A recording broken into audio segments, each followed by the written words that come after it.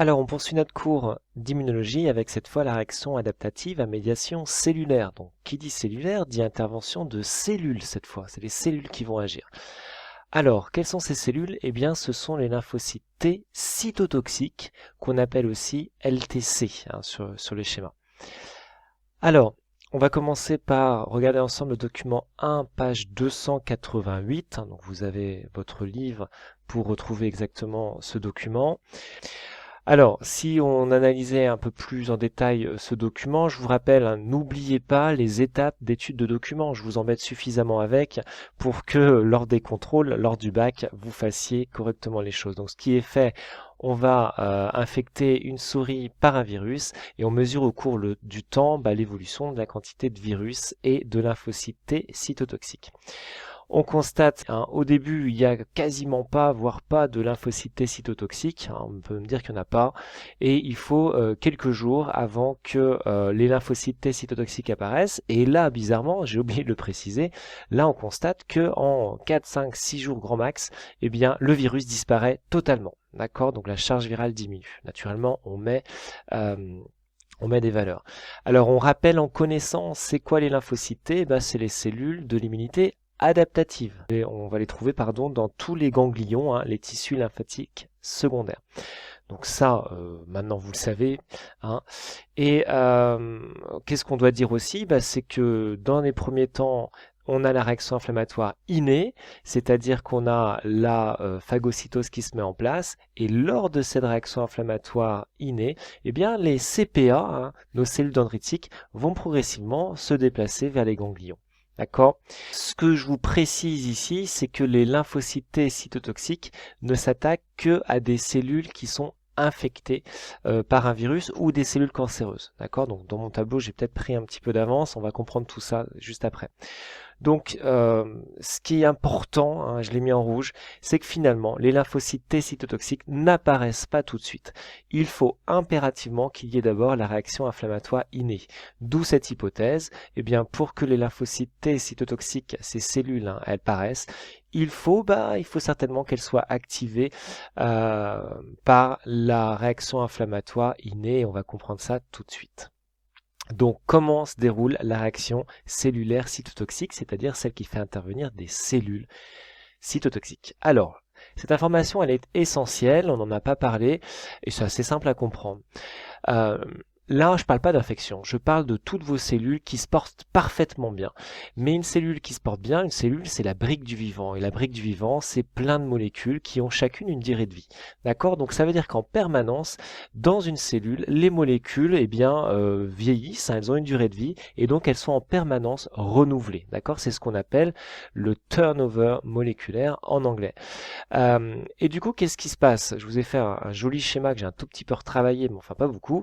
Vous avez une cellule de notre organisme qui se porte très bien, cellule du foie, cellule des os, celle que vous voulez, celle qui vous fait plaisir. Et mon schéma, il présente quoi? Il présente en fait une protéine qui est en fin de vie, forcément on respecte pas les échelles, et celle que j'ai mis ici en vert. Cette protéine va être dégradée par les enzymes cellulaires. La plupart des acides aminés vont être réutilisés par la cellule, puisque la cellule va avoir besoin de faire de la traduction et donc fabriquer d'autres protéines. Mais attention, il y a des morceaux qui sont conservés. Donc j'en suis au petit 2, ces morceaux conservés vont être pris en charge, vont être portés par des molécules cellulaires qu'on appelle des molécules du CMH, on a déjà parlé de ce truc-là, et l'ensemble va migrer jusqu'en surface. D'accord? Donc ce qu'il faut comprendre ici, c'est que cette cellule qui est en pleine forme présente à sa surface des molécules qu'elle a en elle. D'accord? Alors c'est pas des molécules complètes, mais voilà à un moment donné ce que j'ai en moi, voilà ce que dit la cellule. Alors les molécules qu'elle a en elle, entre guillemets, c'est ce qu'on appelle les molécules du soi. Alors, vous voyez, c'est assez simple à comprendre, les molécules du soi. Et je vous ai fait à droite le schéma, donc les molécules du soi sont présentées par des corbeilles moléculaires qu'on appelle les molécules du CMH. Donc vous voyez, donc ça c'est important. J'ai envie de dire que chaque seconde, une cellule montre à l'extérieur, voilà ce que j'ai en moi. Et du coup, c'est là où ça devient intéressant, c'est qu'à partir de là, on va avoir d'autres cellules, nos fameuses lymphocytes T cytotoxiques, qui vont aller surveiller toutes les cellules.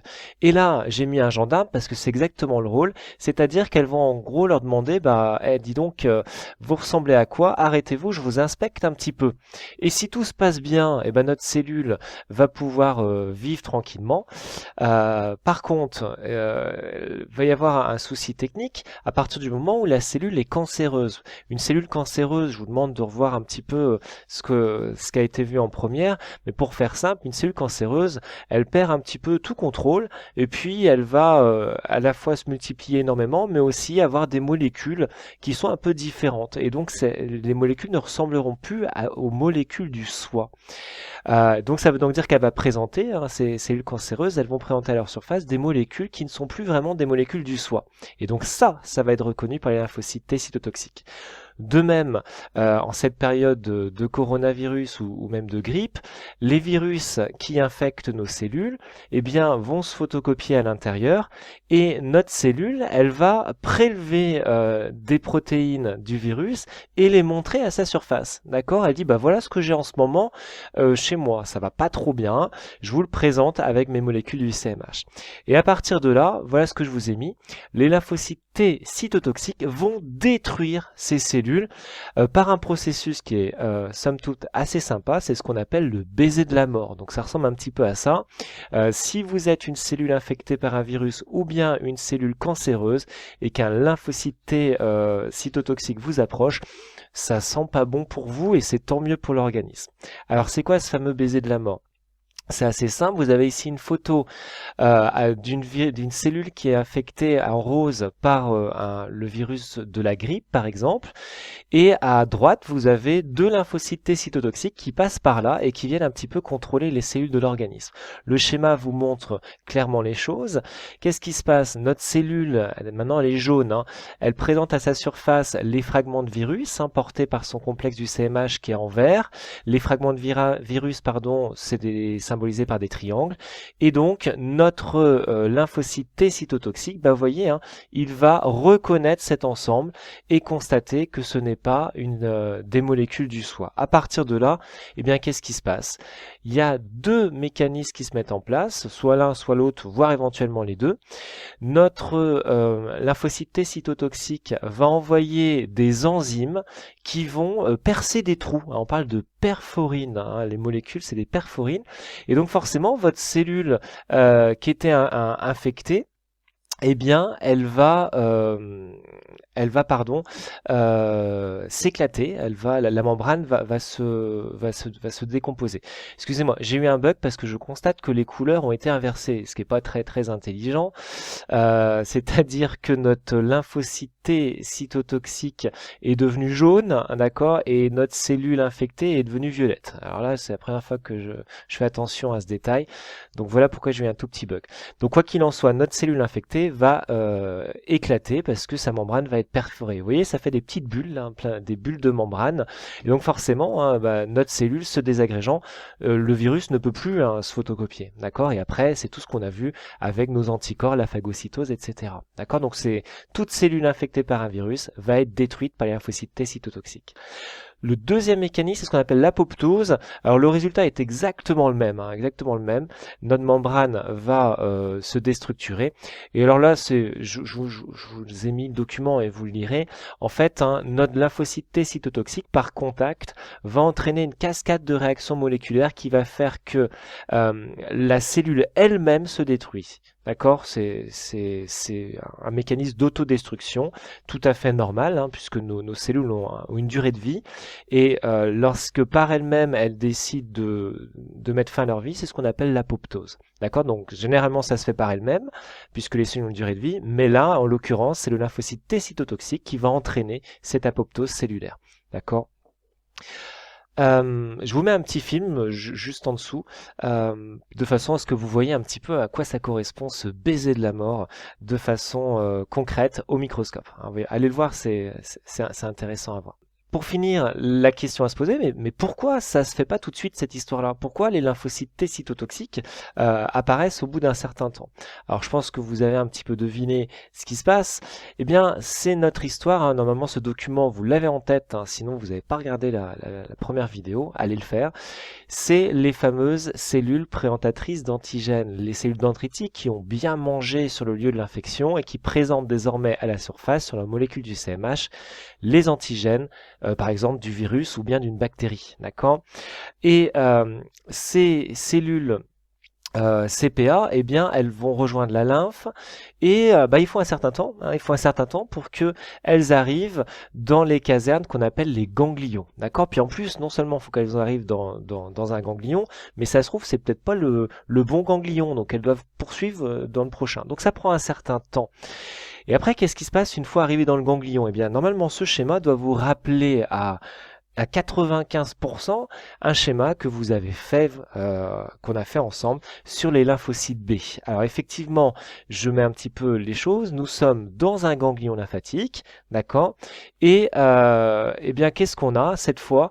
J'ai zoomé sur non pas les lymphocytes B, mais la présence de lymphocytes T CD8. Ah, ça y est, les fameux CD8. Donc, nous avons dans tous nos ganglions des millions de clones de lymphocytes TCD8 différents. En quoi ils sont différents, ces lymphocytes TCD8? Eh bien, si vous regardez bien, ils n'ont pas les mêmes récepteurs de surface. D'accord? C'est tout simplement, c'est la même logique que pour les lymphocytes B. Donc, normalement, les lymphocytes TCD8, les millions de lymphocytes TCD8 différents, eh bien, sont dits naïfs, hein, c'est-à-dire qu'ils sont là, ils sont présents, mais il ne se passe pas grand-chose. Maintenant, la suite de l'histoire, eh bien, qu'est-ce qui se passe? Eh bien, contrairement à nos lymphocytes B qui finalement s'activaient dès qu'ils rencontraient l'antigène, eh bien là, ce qu'il faut bien comprendre, c'est que les lymphocytes T, pour s'activer, vont avoir besoin qu'on leur présente l'antigène. Et c'est le rôle de nos CPA, cellules présentatrices d'antigènes. Donc vous avez ici en vert une cellule dendritique qui avait phagocyté sur le lieu d'une infection et qui vient présenter à sa surface eh bien, des molécules antigéniques. Elle va faire coucou aux différents lymphocytes TCD8, par exemple celui de gauche, mais finalement celui de gauche, le récepteur ne permet pas la reconnaissance, donc il ne se passe rien. Elle va faire coucou à celui de droite, pareil, son récepteur TCD8 hein, ne permet pas de reconnaître l'antigène. Par contre, hop là, ça y est, au milieu, elle a trouvé le bon lymphocyte TCD8 qui est capable de reconnaître son association CMH-antigène. À partir de ce moment-là, la suite, vous l'avez deviné, une fois activée, eh bien notre lymphocyte TCD8 va se multiplier de nombreuses fois. C'est ce qu'on appelle l'amplification clonale, d'accord? D'une seule cellule qui avait un récepteur spécifique à l'antigène, on va en avoir des milliers qui sont prêtes finalement à reconnaître cet antigène. Alors ça, c'est l'étape de l'amplification clonale. Et puis la suite, ça va être la différenciation de ces cellules pour qu'elles deviennent des vrais soldats, hein, des lymphocytes T cytotoxiques. On les appelle aussi des natural killers en anglais, hein, donc des natural killers ou lymphocytes T cytotoxiques, c'est la même chose. Et donc ces cellules vont sortir du ganglion, hein, ce sont des soldats prêts maintenant à reconnaître les cellules infectées ou les cellules cancéreuses, et donc vont rejoindre la lymphe, éventuellement le sang, pour finalement aller faire coucou à toutes nos cellules. Et au passage, en haut à gauche, hein, je vous ai mis une photo de nos cellules, vous le savez, ne baignent pas dans le sang. Hein. Vous avez ici un vaisseau sanguin avec tout ce que vous connaissez maintenant, les globules blancs, les globules rouges. Et nos cellules ne sont pas baignées dans ce plasma sanguin, ils sont dans ce qu'on appelle le milieu intérieur, donc c'est énormément de protéines, hein, donc c'est très schématique, et du coup nos lymphocytes T cytotoxiques hein, vont sortir de la lymphe, sortir du sang pour aller faire coucou à toutes les cellules qui sont dans ce même milieu intérieur. Et si les cellules sont infectées par le virus qui a été mangé au tout début de l'histoire par la cellule dendritique, eh bien nos lymphocytes T cytotoxiques, parce qu'ils ont le récepteur adéquat, vont reconnaître la cellule et vont lui faire un baiser de la mort. La dernière phase, la phase effectrice. Donc vous voyez que ça ressemble énormément à ce qu'on a vu sur les lymphocytes B, par contre avec une phase obligatoire de présentation par une CPA des antigènes. Sinon les lymphocytes T ne sont pas activés. Voilà le bilan. Donc, suite à la réaction innée, les cellules dendritiques, éventuellement les macrophages, viennent présenter au niveau des ganglions tout ce qu'elles ont mangé, les antigènes, et les clones CD8 qui sont activés vont se différencier en lymphocytes T cytotoxiques et vont tuer, vont détruire les cellules infectées ou les cellules cancéreuses. Voilà.